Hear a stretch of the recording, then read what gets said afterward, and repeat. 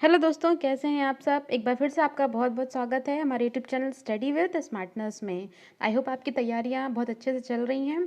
तो चलिए आज का ये वीडियो स्टार्ट करते हैं दोस्तों। जो आज का वीडियो है ये आपका साइंस का एक बहुत इंपॉर्टेंट टॉपिक है, प्राकृतिक संसाधन। ठीक है, तो उस पर रिलेटेड आज का ये पूरा वीडियो है।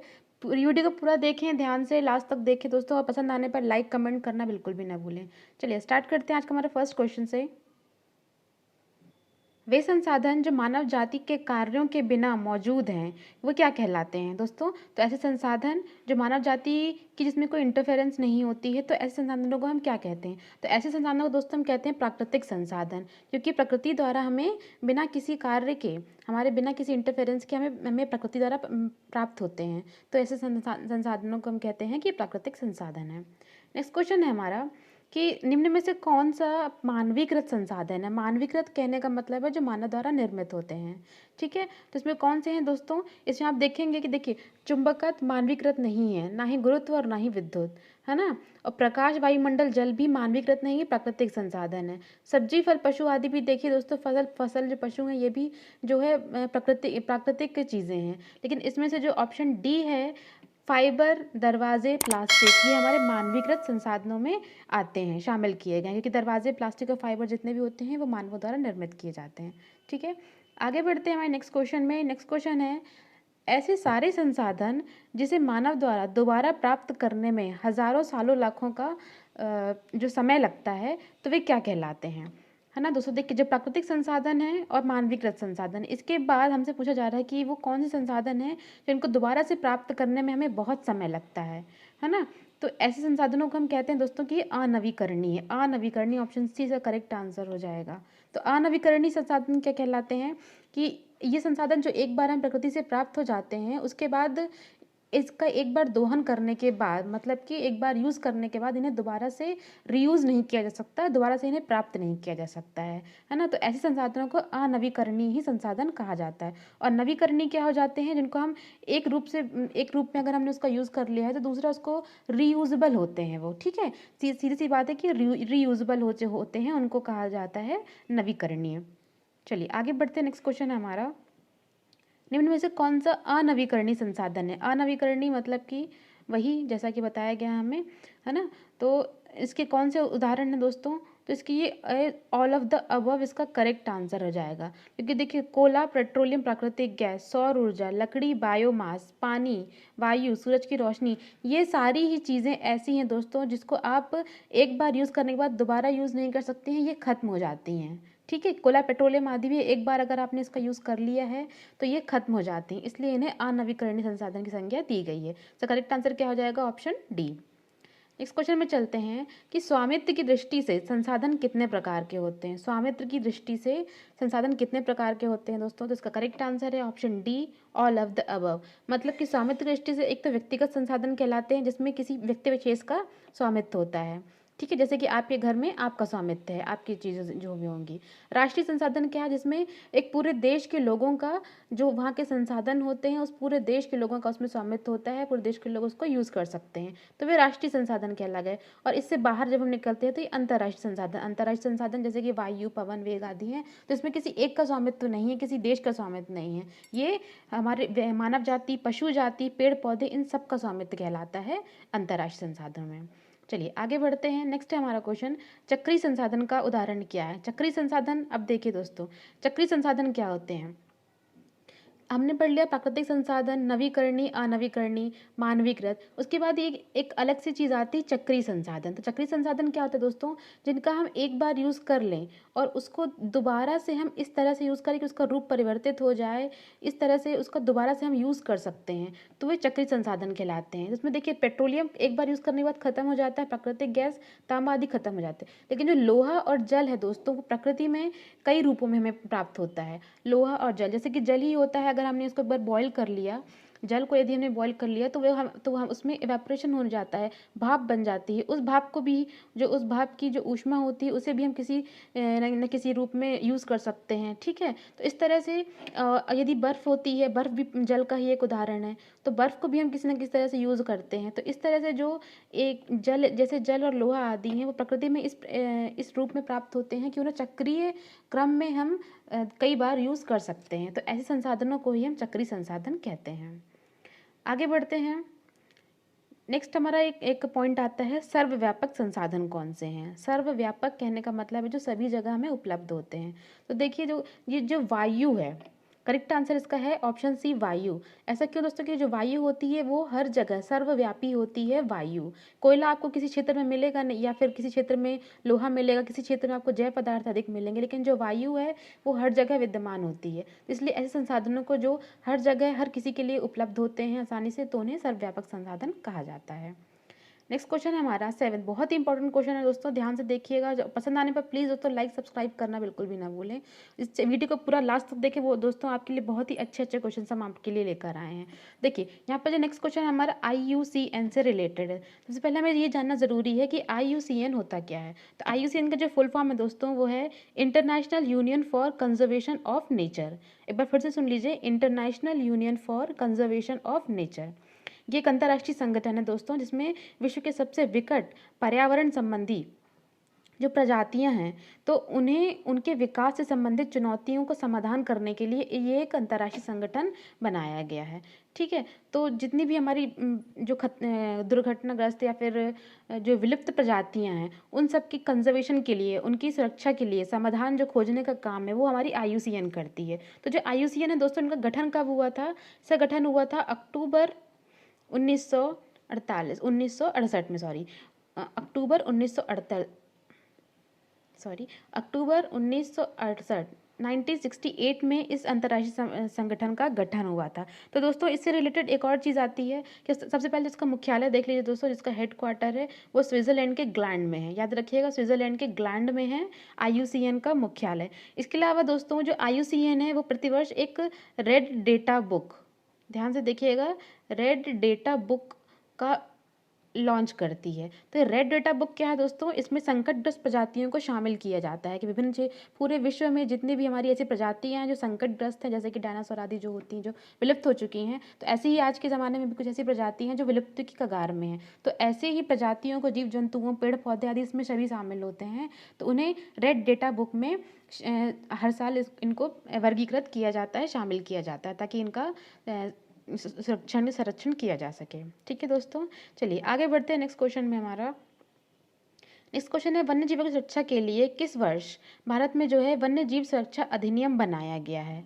वन्य जीव सुरक्षा के लिए वन्य जीव अधिनियम, तो दोस्तों ऑप्शन ए करेक्ट है, 1972 में ये अधिनियम बनाया गया है।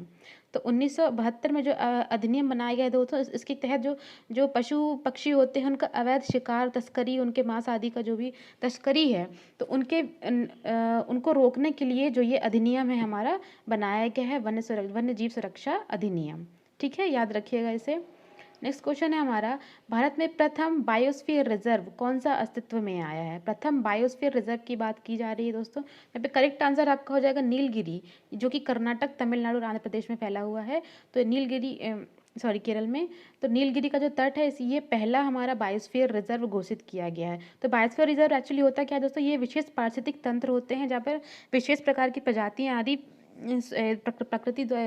प्राकृतिक रूप से पनपती हैं, तैयार होती हैं। तो ये विशेष प्रजातिक एरिया कहलाते हैं बायोस्फीयर रिजर्व। तो इनको रिजर्व करने का, इनकी सुरक्षा करने का दायित्व भी सरकार के पास होता है। तो जो ये अधिनियम आया दोस्तों बायोस्फीयर रिजर्व का, ये 1986 से आ गया है, ठीक है, 1986 से आ गया है ये बायोस्फीयर रिजर्व में। पहला है आपका नीलगिरी का, ठीक है। तो दोस्तों अगर हम वर्तमान की बात करें तो भारत में कुल मिलाकर अभी जो है 18 बायोस्फीयर रिजर्व हैं, ठीक है, 18 बायोस्फीयर रिजर्व भारत में शामिल हैं, जिसमें सबसे पहला आपका तो नीलगिरी जो हम पढ़ चुके हैं।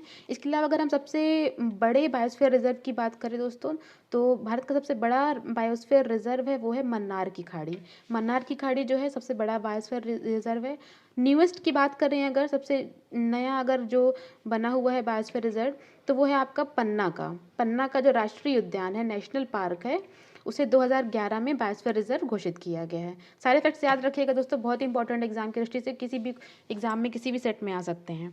ठीक है, चलिए आगे बढ़ते हैं। नेक्स्ट क्वेश्चन में हमारा, निम्न में से कौन सा कथन सही है, आपको सही कथन की जांच करनी है। देख लीजिए स्टेटमेंट्स, हमारा फर्स्ट स्टेटमेंट है अजैव संसाधन निर्जीव वस्तु होती है जबकि जैव संसाधन सजीव वस्तु होती है। ठीक है, दूसरा स्टेटमेंट है हमारा मृदा, चट्टानें व खनिज अजैव संसाधन है और पौधे और जंतु जो हैं वो जैव संसाधन है। जैसे बताइए आंसर क्या होगा दोस्तों। इसका जो आंसर होगा दोस्तों वो है आपका ऑप्शन सी, इसका करेक्ट आंसर है कि सभी, मतलब कि ये दोनों ही स्टेटमेंट सही हैं कि जो अजैव संसाधन है वो निर्जीव वस्तुएं होती हैं और जैव संसाधन सजीव, ये करेक्ट स्टेटमेंट है। इसके अलावा जो मृदा, चट्टानें, खनिज हैं ये भी आपके अजैव संसाधन हैं। ठीक है, चलिए इसमें दोनों आपका स्टेटमेंट सही है। नेक्स्ट क्वेश्चन चलते हैं, प्रौद्योगिकी भी एक डैश निर्मित संसाधन है। आप बताइए दोस्तों कि प्रौद्योगिकी किसके द्वारा निर्मित संसाधन है। तो प्रौद्योगिकी का जो निर्माण है दोस्तों वो मानव ने किया है। ठीक है, तो ये मानव निर्मित संसाधन कहलाता है। नेक्स्ट क्वेश्चन है हमारा, संसाधनों का सफलतापूर्वक उपयोग करना, उन्हें नवीकरण के लिए समय देना क्या कहलाता है। देखिए पहली बात तो इसमें दो चीज़ें शामिल है, संसाधनों का सफलतापूर्वक उपयोग करना और फिर उन्हें नवीकरण के लिए समय देना।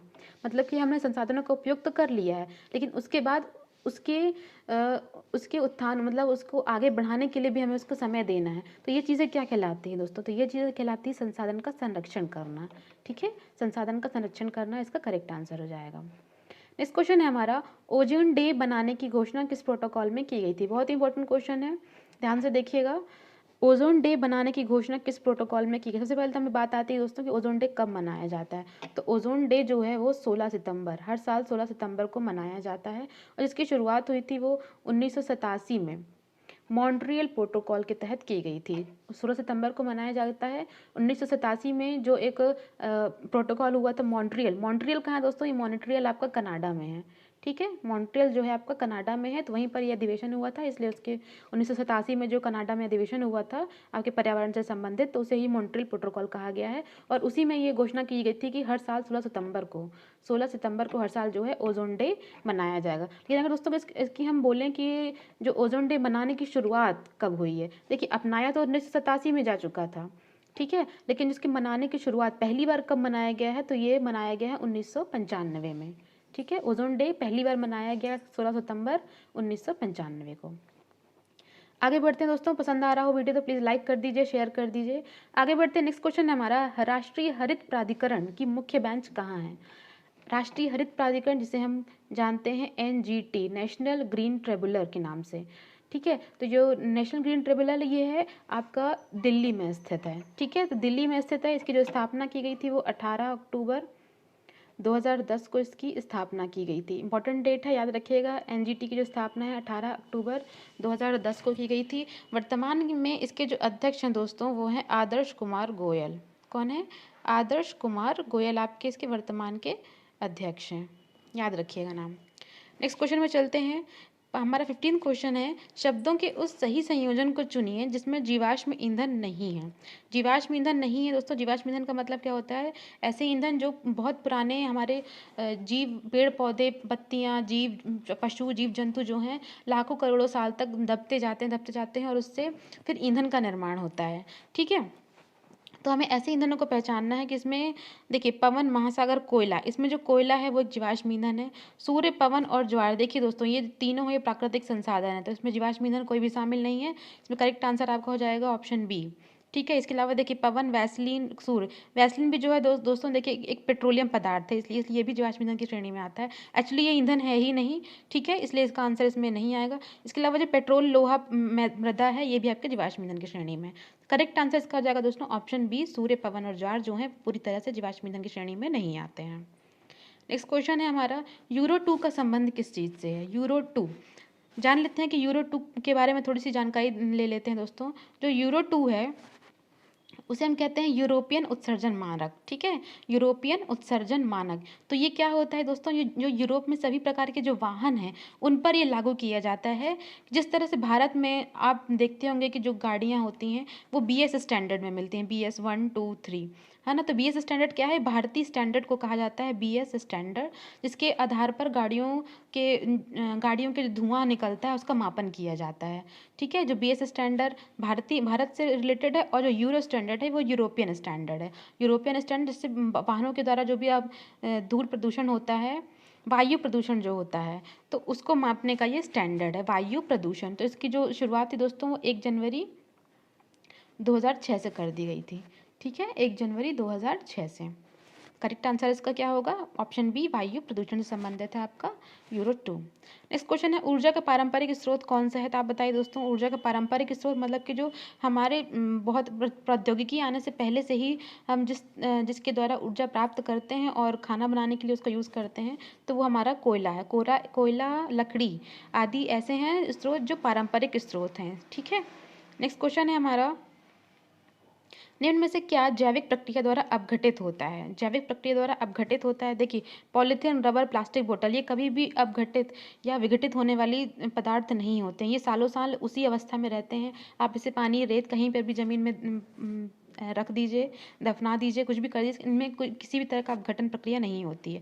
लेकिन जो सूखे घास पत्ते, जीवाश्म ईंधन की जिसकी हमने बात की थी, तो ये जो सूखे घास पत्ते हैं ये जैविक प्रक्रिया द्वारा अपघटित हो जाते हैं। ठीक है, और इन्हीं से फिर जीवाश्म ईंधन का निर्माण होता है। तो करेक्ट आंसर क्या होगा दोस्तों, ऑप्शन सी, सूखे घास पत्ते। नेक्स्ट क्वेश्चन में चलते हैं, इंपॉर्टेंट क्वेश्चन है, क्योटो प्रोटोकॉल किससे संबंधित है। क्योटो प्रोटोकॉल जो है वो किससे संबंधित है, तो इसका करेक्ट आंसर है ऑप्शन डी, भूमंडलीय ताप वृद्धि से संबंधित है। ये क्योटो प्रोटोकॉल क्या है दोस्तों, ये ग्लोबल वार्मिंग से जुड़ा प्रोटोकॉल है, जिसमें जलवायु परिवर्तन को रोकने के लिए विभिन्न समाधान इसमें जो है ढूंढे जाते हैं। ठीक है, तो जो क्योटो कहाँ है, ये क्योटो आपका जापान में है। जापान में जो ग्रीन हाउस प्रदूषण संबंधित जो भी अधिवेशन हुआ था उसमें क्योटो प्रोटोकॉल इसका नाम दिया गया है। तो इसकी जो शुरुआत दोस्तों है, जो क्योटो प्रोटोकॉल है उसको अपनाया कब गया था, 11 दिसंबर 1997 को इसे अपनाया गया था। ठीक है, जापान के क्योटो शहर में हुआ था जो अधिवेशन, तो 11 दिसंबर 1997 को हुआ था, जहाँ पर इसे अपनाया गया था। लेकिन अगर इसके हम लागू करने की बात करें दोस्तों, तो लागू हुआ है ये 16 फरवरी 2005। 16 फरवरी 2005 से जो क्योटो प्रोटोकॉल है वो हर सारी कंट्रीज़ में लागू किया गया है। ठीक है, तो नेक्स्ट क्वेश्चन में चलते हैं। नेक्स्ट क्वेश्चन है हमारा, ग्रीन इकोनॉमी किसके नेतृत्व में है। ग्रीन इकोनॉमी जो है वो किसके नेतृत्व में है दोस्तों, इसका करेक्ट आंसर है यूनाइटेड नेशंस एनवायरनमेंट प्रोग्राम, जिसे हम कहते हैं UNEP के नाम से। ये एक अंतर्राष्ट्रीय संगठन दोस्तों, UNEP, United Nation Environment Programme. ठीक है, इसके स्थापना की बात करें तो इसकी स्थापना जो हुई थी वो जून 1972 में इसकी स्थापना कर दी गई है, जून 1972 में। इसके वर्तमान में जो अध्यक्ष हैं वो हैं इंजर एंडरसन इसके वर्तमान के अध्यक्ष हैं, याद रखिएगा, UNEP की बात की जा रही है। नेक्स्ट क्वेश्चन में चलते हैं, पर्यावरण अधिनियम 1986 के अंतर्गत कार्य करते हुए भारत सरकार ने किस प्रदेश में सर्वाधिक पर्यावरण संवेदनशील जगहों की खोज की है। सर्वाधिक पर्यावरण संवेदनशील जगहें दोस्तों ऐसी होती हैं जहाँ पर ऐसी प्राकृतिक क्षेत्र होते हैं जहाँ से अगर मानव जाति के कृत्यों के कारण वहाँ पर नुकसान पहुँचने की ज़्यादा संभावनाएं होती हैं। जैसे गोवा के तट आदि जो होते हैं दोस्तों, आजकल जो डेस्टिनेशन वेडिंग का जो फैशन चला है उस वजह से गोवा के तट पर जाकर जो लोग शादियाँ विवाह कर रहे हैं तो वहाँ पर गंदगी फैल रही है, वहाँ की जो नदियाँ और समुद्र वगैरह हैं वो प्रदूषित हो रहे हैं। तो इस वजह से जो गोवा के तट आदि हैं और हिमालय का क्षेत्र है जो उन्हें पर्यावरण से संबंधित संवेदनशील जगहों पर रखा जाता है। तो ऐसी जो क्षेत्र है दोस्तों वो सबसे ज़्यादा किस प्रदेश में सबसे ज़्यादा ऐसे क्षेत्र हैं संवेदनशील, तो सबसे ज़्यादा संवेदनशील क्षेत्र जो है वो महाराष्ट्र में है। ठीक है, याद रखिएगा, महाराष्ट्र में सबसे ज़्यादा पर्यावरण संबंधी संवेदनशील क्षेत्र पाए गए हैं। नेक्स्ट क्वेश्चन है मेरा, अम्लीय वर्षा ऐतिहासिक इमारतों को नुकसान करती है, इनमें से कौन सी ऐसी प्रतिक्रिया का अंतिम उत्पाद है। देखिए दोस्तों, अम्लीय वर्षा एक्चुअली होती क्या है, वो सल्फर डाइऑक्साइड होती है। ठीक है, सल्फर डाइऑक्साइड होती है, और वो जब भी ऐतिहासिक इमारतें जैसे ताजमहल आदि को ले लिया जाए तो वहाँ पर जो चूना पर वो जैसे ही अम्लीय वर्षा होती है तो वो चूने के साथ सल्फर डाइऑक्साइड जो है प्रतिक्रिया करके अपना अंतिम उत्पाद बना लेती है, और ये अंतिम उत्पाद होता है आपका जिप्सम। ठीक है, याद रखिएगा, जिप्सम जो है अम्लीय वर्षा का अंतिम उत्पाद है जो कि ऐतिहासिक इमारतों को काफ़ी नुकसान पहुँचाती है। इस क्वेश्चन है, भारत में स्थानिक पौधों की प्रजातियों की संख्या सबसे अधिक किस क्षेत्र में है। स्थानिक पौधों की बात करें दोस्तों कि कुछ क्षेत्र में जो विशेष विशेष प्रजाति के पौधे पाए जाते हैं। तो इनकी संख्या सबसे ज़्यादा कहाँ होती है? हिमालय के क्षेत्र में इनकी संख्या सबसे ज़्यादा है। हिमालय का जो क्षेत्र है दोस्तों विभिन्न प्रकार की जैव विविधता वाला क्षेत्र कहा जाता है इसे। विभिन्न प्रकार की पौधों की प्रजातियाँ यहाँ पर पाई जाती है हिमालय के क्षेत्र में। इस क्वेश्चन में विश्व का सर्वप्रथम ग्रीन हाउस गैस निरीक्षण उपग्रह कौन सा है? बहुत ही इंपॉर्टेंट क्वेश्चन दोस्तों। ग्रीन हाउस गैस निरीक्षण उपग्रह सबसे पहला जो है वो है इबुकी। नाम याद रखिएगा, इबुकी। इंग्लिश में से लिखते हैं IBUKI। इबुकी जो है ये जापान द्वारा निर्मित किया गया है दोस्तों। और ये एक्चुअली करता क्या है, ये आपके जो ग्रीन हाउस गैसों का निरीक्षण करता है, मतलब कार्बन डाइऑक्साइड और मीथेन, CH4 मीथेन, इन दोनों का घनत्व नापता है आपके पर्यावरण में, वातावरण में। ठीक है, तो एक ऐसा सैटेलाइट है जो ग्रीन हाउस गैस निरीक्षण का काम करता है, इबुकी। नेक्स्ट क्वेश्चन है हमारे वीडियो का आखिरी क्वेश्चन दोस्तों, ध्यान से देखिए। किस ग्रह पर ग्रेट रेड स्पॉट की खोज की गई है? ग्रेट रेड स्पॉट की खोज किस ग्रह पर की गई है? तो दोस्तों इसका करेक्ट आंसर है बृहस्पति। बृहस्पति ग्रह पर जो है ग्रेट रेड स्पॉट की खोज की गई थी। ये कैसा स्पॉट है दोस्तों? ये एक बहुत ही सर्वाधिक घनत्व वाला स्पॉट माना जाता है और इसकी जो कहना चाहिए चौड़ाई है, इसका क्षेत्र जो है वो पृथ्वी से भी 1.5 गुना 2 गुना ज़्यादा बड़ा क्षेत्र है। और ये एक ऐसा क्षेत्र है दोस्तों, इतना जो रेड स्पॉट इसलिए इसे कहा गया है क्योंकि यहाँ पर बहुत अधिक आंधी तूफान आने की संभावनाएं होती हैं, इसलिए इसे ग्रेट रेड स्पॉट की संज्ञा दी गई है। और ये कहाँ पाया जाता है? ये बृहस्पति ग्रह पर पाया जाता है। तो दोस्तों कैसा लगा आपको हमारा आज का वीडियो? प्लीज़ हमें कमेंट करके ज़रूर बताएं। हमारे वीडियो को पूरा देखने के लिए आपका बहुत बहुत धन्यवाद। प्लीज़ जुड़े रहें हमारे चैनल में। चैनल को लाइक सब्सक्राइब बिल्कुल भी ना करना भूलें। मिलेंगे अगले वीडियो में, तब तक के लिए धन्यवाद।